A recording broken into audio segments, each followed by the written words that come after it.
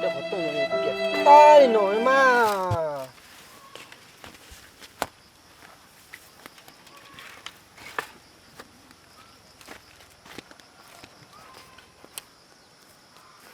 cái này không có cần cho mày không? Rồi dây giò bên đây tung cây nữa ra nhà gì thế? Cái này đỏ luôn mà. Rồi chỉ bỏ cá ôi đỏ thông à.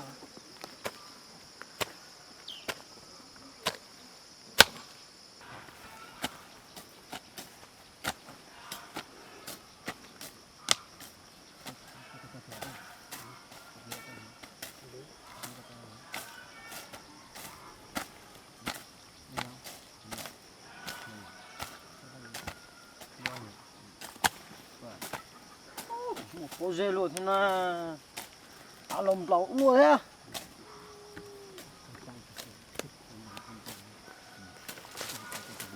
Ui.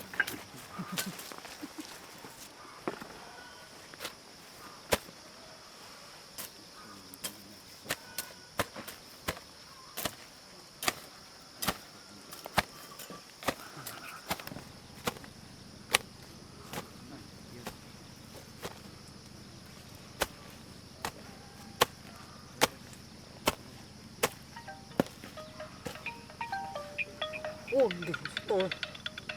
Ô. À chị à. Ô, như vậy tê ơ.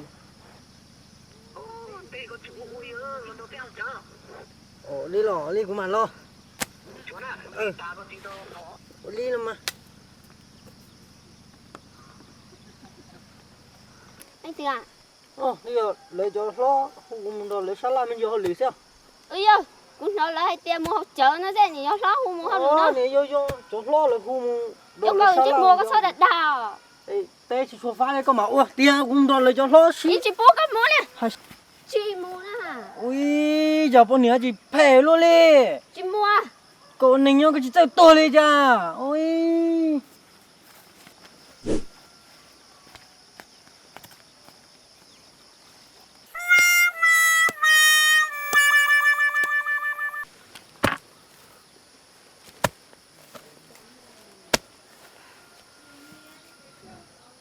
Ô, tao cũng tụt gì hay đi rồi, nhìn cho thế này. Tên nó tôi chỉ phát. Ô, là không chết sao?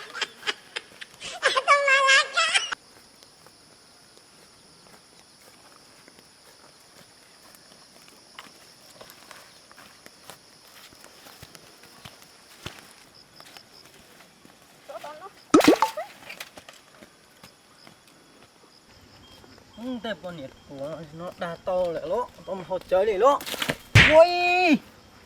Cái phê luôn thế à. Cái chị lọ ta này nè. Ui. Cô thì lúc mà nó chả nè.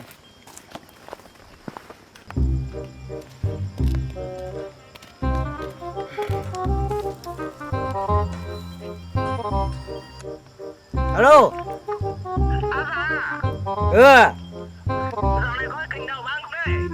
Có chứ mua à, dùng có hỏi à. Đẹp đấy. Thế dạo này giá bao nhiêu rồi? 500. Ôi dồi ôi, giảm bớt bớt tí cho xin 600 đi. Thế thì vừa chỉ lo cơ lơ. Ồ, thế thì 700 đi. Thế thì ok, mà tuổi. Ok nhá. Rồi mà với tao có tiền uống bia đi thôi.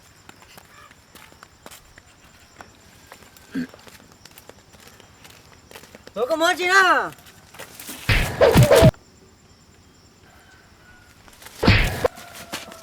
Uầy, vâng. Ồ, Có món gì à? có thì luôn một tí à. Trời mạo luôn đi thia. Một tí là gì nó?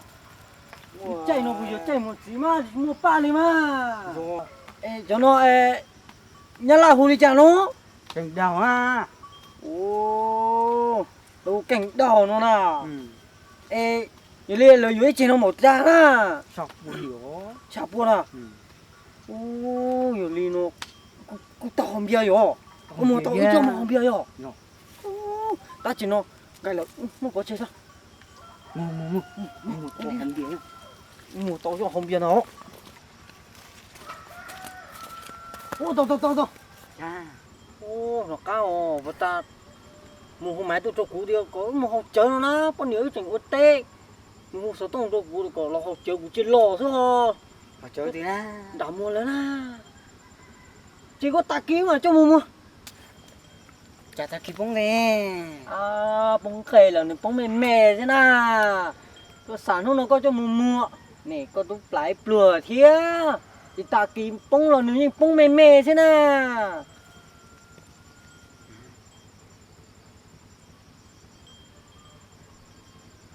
Ý nó. Cậu á chỉ có nữa. Giờ nên đỡ cái tàu bếp vừa rồi. Đợi cụ thể thì lúc nó mù nó có ý giả ta kỳ là có ý giả bóng mềm mè thế na. Nó học chơi đâu. Bỏ này cơ. Đấy là ý rồi. Bỏ này cơ. Bỏ ý. Mà học chơi đâu. Ta kỳ mà có mua đâu.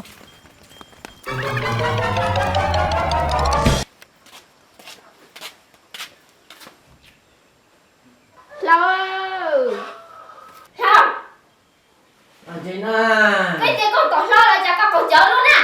Ôi, mua nó lừa tỏ lo đây là chị mua tỏ lo để học chơi sao mà.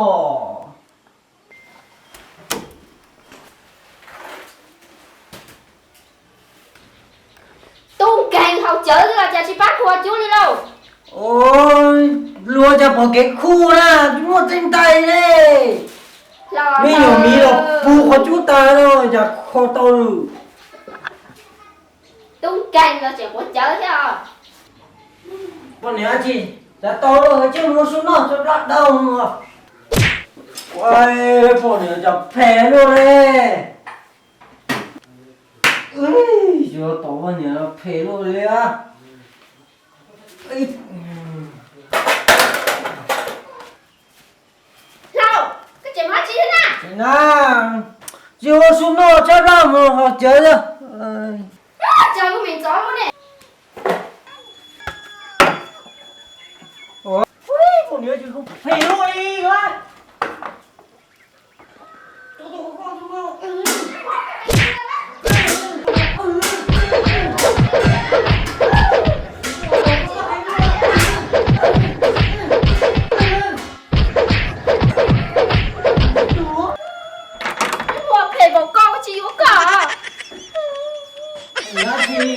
Rồi có cá chim mùi mà có tươi cá chim mùi. Thế mà con có ra đi sáng rồi có nhớ thì nào là chết mùa.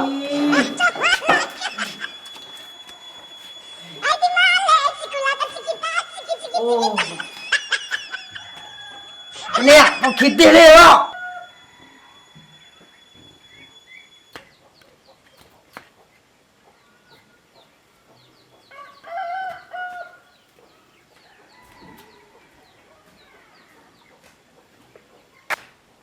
Ô, con nhớ đưa ra chị. Sao nó có chút tuần đi chị. Có chút này nè, lên tao một nó đấy. Ô. Miêu, vấn đề là tao chơi quỷ ra. Ô, có những tụt xả nữa. Sắp bao nó này.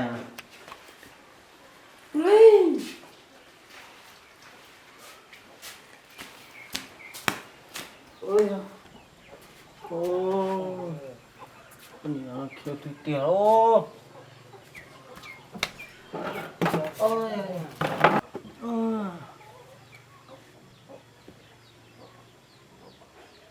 Con nó kêu tiền ô. Bỏ lên, tao kín lâu nó chỉ bỏ lên nè.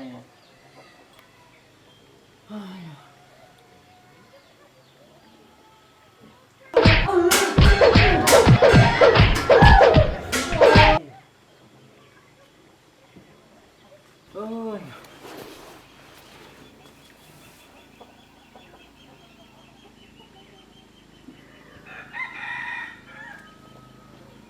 Ồ, nó chỉ rồi đó. Ồ, nó mà có chơi chơi bọn này kia. Có tôi phải chơi nó đâu có hay đó. Tôi chơi cho nó nè. Nó đi.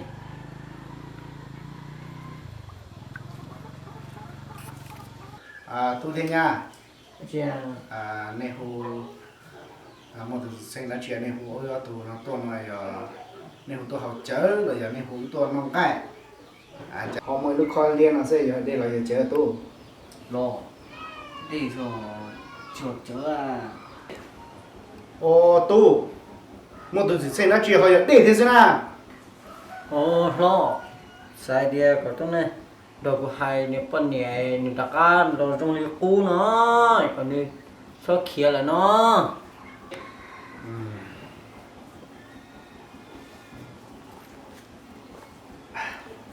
cơ tu nhà nếu một sự sinh ra chuyện có ý tu ba hai của tu nhà sao cho lịch cũ nè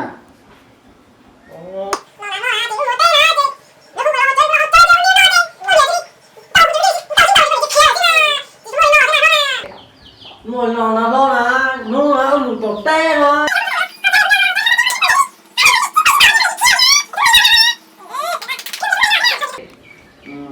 một lịch coi ở tôi nhớ sao có xe tu mà hai có tôi cứ nó ba hai có món để xe gì nó tê đi chả ba hai xe cứ đi lo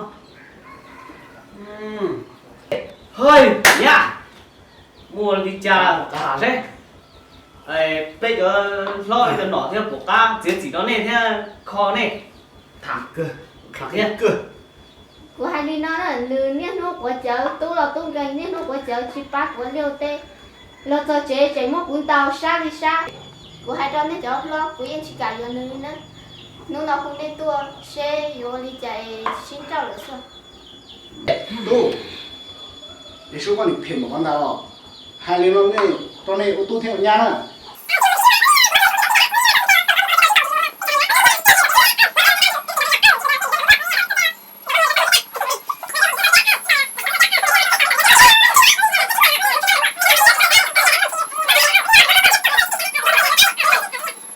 non đó là tu nè nó lục mông mà thì lục nhẹ lục cu nó nè Đi lục à. cho chúng em tu mình nhau Ờ. cho nó thằng nè cái xí lục nè sao xí chèn gì rồi nè Đi nào mà. ô cá rồi mùng cá rồi không Đi à. Nó tập không hả? mùng cua này có con để thấy nhẹ đó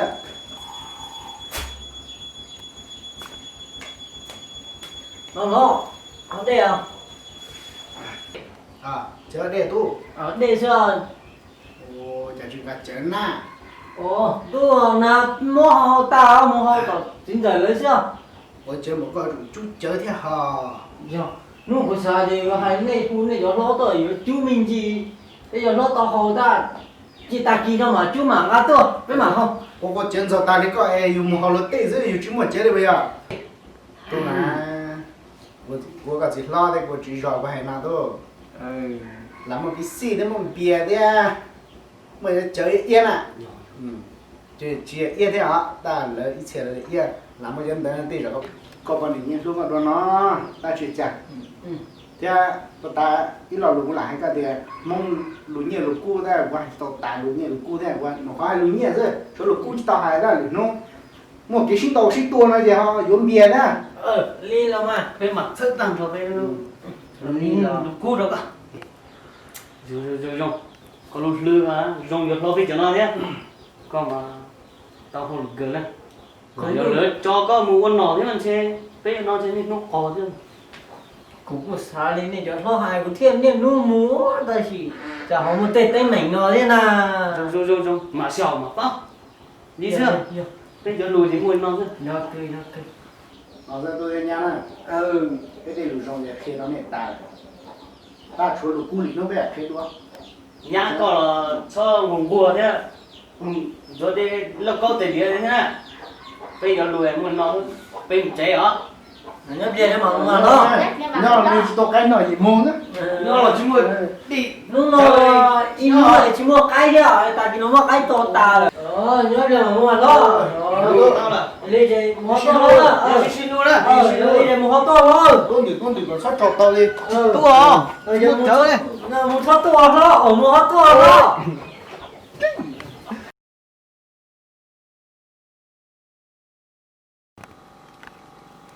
ôi cái sự lo cái vô mua rồi chó chạy chó này ôi lo à chị cú sao nè giờ muốn đỡ con nhiều cú lại cờ không câu cờ giờ thì chỉ muốn rõ thôi nữa nên chỗ một lo bây giờ nó trọc kia với thì tao thả có nhẹ thế rồi cú nhẹ chở thế nè cho tao có chơi nên chỉ chơi luôn được bao nhiêu nè cá liền liền không rõ kia chỉ một rõ chỉ một rõ bên muốn rõ kia có hàm mà lên một quân như cho có chơi một ruột cơ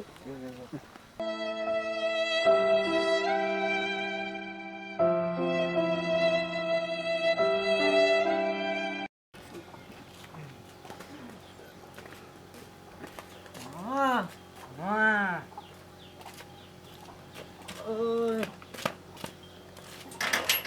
nghe con sò á nha chú đó ôi ăn mà ơi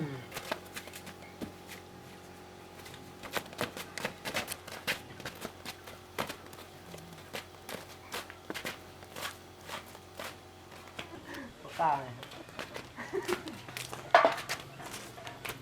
lo ơi cho nên nó có chở nè ôi lục của trời lục của lúa cái nhớ cái một to cái ở xuống nó à lo ơi chụp bỏ con một tali xe mua chia cho con cháu một con à ôi mua chia lùm lúa lùm gì mà chả đâu chả kia chơi mua cái chú mua hao liệu đi lo cha cái nên tôi giàu của tôi chỉ mua hao để hao chơi con à vậy tới rồi bia có gì con này chị có máy lá anh đi vô đi vô quá có một cố chứ nè chơi mua của cháu chỉ thao lo cũng chơi đi à ôi bữa nay gì ra phê ôi lo đi được chưa ôi cô chủ tổng cô biết còn nữa gì còn nữa gì phê luôn luôn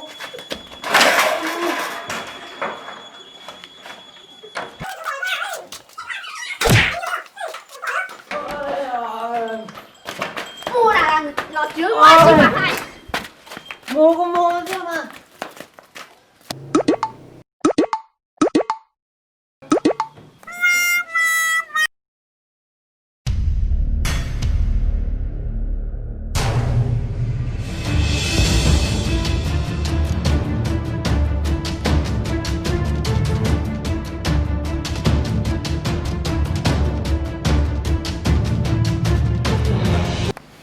chỉ nó để chỉ là cũng tốt chi thế cho nó chiếu lên thì cũng tốt chi là lâu nên để chỉ một cái nói chi hai tuần bây giờ nó chiếu bên có khác gì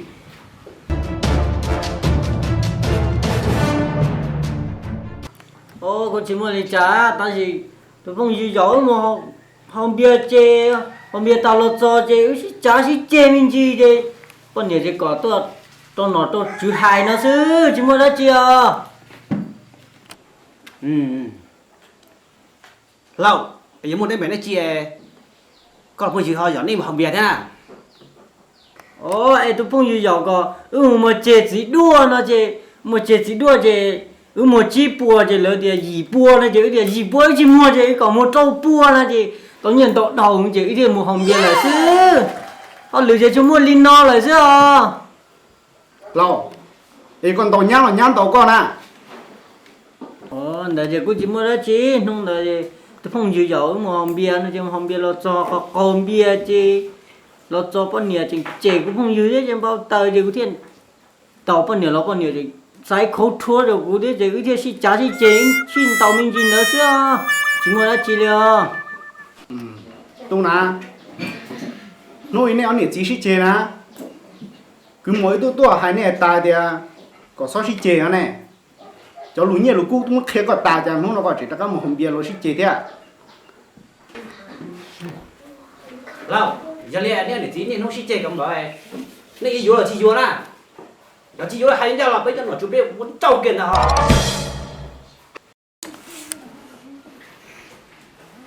mẹ tụi mình nhỏ này có à ô mẹ tụi cho lù hôm nay tụi nó xin lô tụi chỉ lô à bây giờ xin tổ xin chè rồi thì cho một tòa nó chứ hai thế à mấy ít tụi dưới tụi là chỉ quá ít tụi hai chết theo với chó này thì bỏ chết gì đó nên cho con nó chứ này hai ly ta chỉ đây rồi này giờ cũng được phân nhẹ thì cũng chín trâu nữa lâu hai linh đó để suy cho tiền lâu chơi nó sẽ về cùi rồi chỉ tao lâu thì thọ đi cho nó chịu ba mua trâu nhiều một nhiều trong tuổi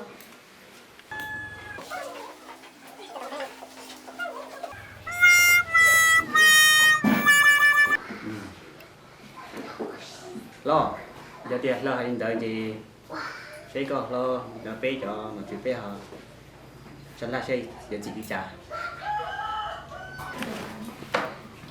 lên tới rồi tới tàu nhóm tàu mẹ giáo nó chứ chết gì sẽ làm mà tôi tuần tới ba con nền đó là nó sẽ sao lại cái gì chả cú li mà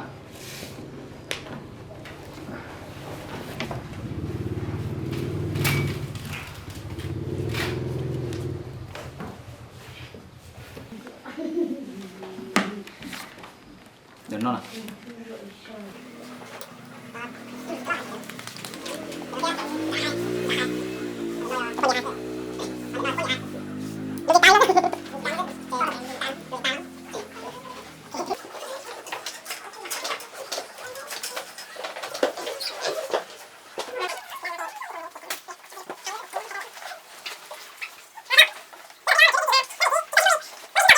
rồi nếu你自己再去录哩，你要得都问大家，别让老师姐姐姐，没你先找给他呢。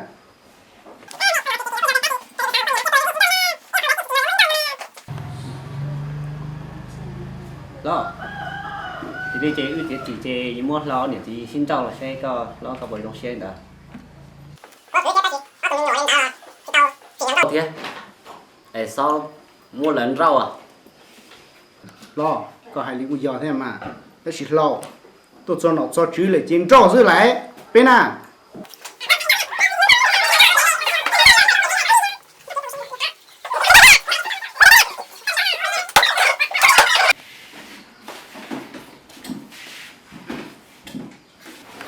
nó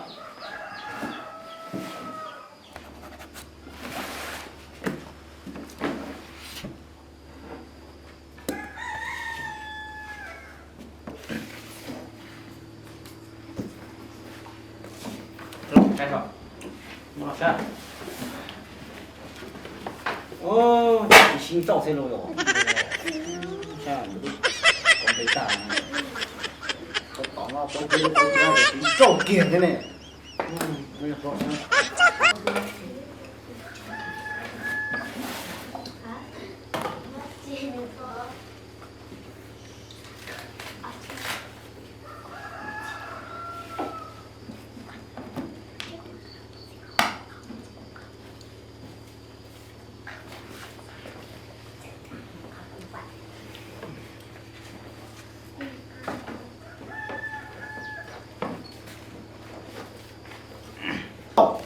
Còn bây giờ mua chế mà thì nhô vào gì na lia nó mà mua nó tổ cao cho hù thế nào lia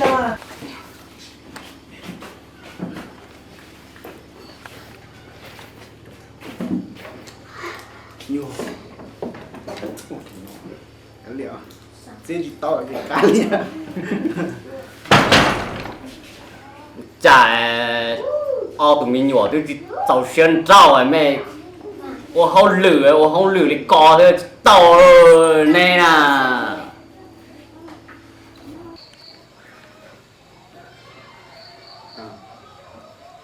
nó giờ cái người chị của nó á người chị cài yếu lên nào ít đủ đàn nó thế người thế xin luôn nào chắc cái gì cái phê đó nào nè tụi nó nè nè ô không lử tàu không lử chờ nè lo ná cái hàng nó nhìn giò thế ná có chữ bỏ ná giờ cơ lo tôi yến trâu là ư hải kiền lo tiền muốn nhìn trâu rồi lo tôi chứ một tuổi tàn lo tiền yúa chứ rồi lo bọn này tôi cả kiền thế này sao mà nè tụi xót chữ thế nè nè tụi nó có 包了老半年我就用高哎，没三棍刀不呀？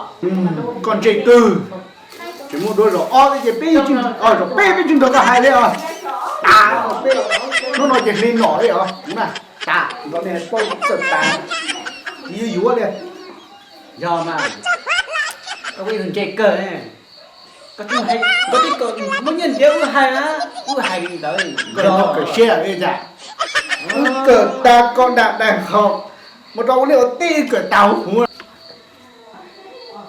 nó là cái tụi nó như cờ xe cái y một tuần luôn cái cờ o là cờ y đòi ổn nó cả là gió tao nói để nó tơ nè do po nó có cờ kia rồi kia nó chi thì kia nó mỗi chu kia cờ nó bao gì bây giờ một cờ nó tơ ra là nè đồng tình nè tôi một cỡ tạ đó rồi tụi bao tụi liền tạo thế à lên từ nồng tàu na ô lên đo xưa được rồi hôm nay ô lên tới thế này cho nói nè ở tụi quân tại chú biết quân gì hả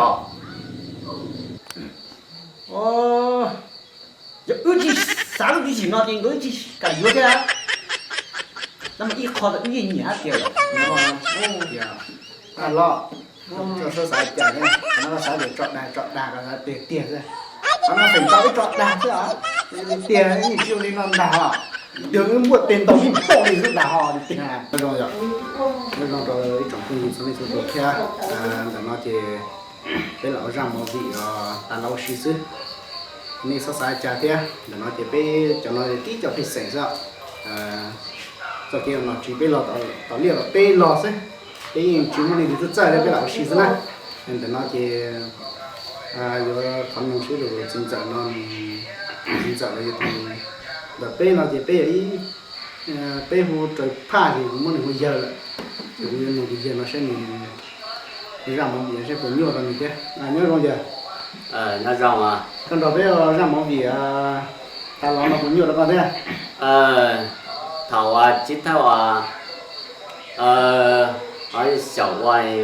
问题因这条但是我摸来跟了这些我家了不都我到了天只有跳liệt tao tên nó thế tao nó tụi tìm nó thế nhớ rồi bây giờ liền nhá rồi cần đó bây giờ ra một mình nó vào xã thì bây giờ tiền là bây giờ cái ta lỗ là dễ sai lỗ chết là nhiều sự của sao tự nhiên một tia ta chỉ mình nhớ có món vị trí gì là nhớ có cái là gì xí nó đạt gì ạ nó đã có thực ra nên từ là sau lúc này cho giờ bây giờ không bị nữa bây giờ ô là sẽ cho nó chỉ là sau mỗi giờ trong đi nữa thực ra thế này đi thì ôn nó thì là nhớ rồi đến chân làจะหายquá chiều còn rong sẽ cũng nhanh chạp xí sau một trận đài trong giờ như tôi rồi nhé cho bé trong kia hay ạ để cũng đi cho nó thì chúng mình tao nọ lên cho con gì nó bị cửa lão xì chứ cái cửa lão xì tao sai là chơi là nhiều xe nên tôi phải trả á đầu tiên nó sẽ đầu tiên là cái tiền này mò nó là hại thôi chúng một ta lên nọ chúng mà sẽ lên thì nhớ là còn thấy trồng kia thì làm cho nên cái không dùng cho lũ lúa đấy chẳng có tiền là nên bỏ cái ra mà thì nó nên sau mà con cái lúc này thì tiền nó cho nên đây họ chân ta cho nên cái tiền nhà tôi phát thơm cà phê là quá trời á nên bỏ phát thơm cà phê thêm một hạt dầu với đắt chi rồi ý là kia chia nó sẽ đến đâu cái sau ở cái lò nhiều xin á để tháo chân á trời nhớ rồi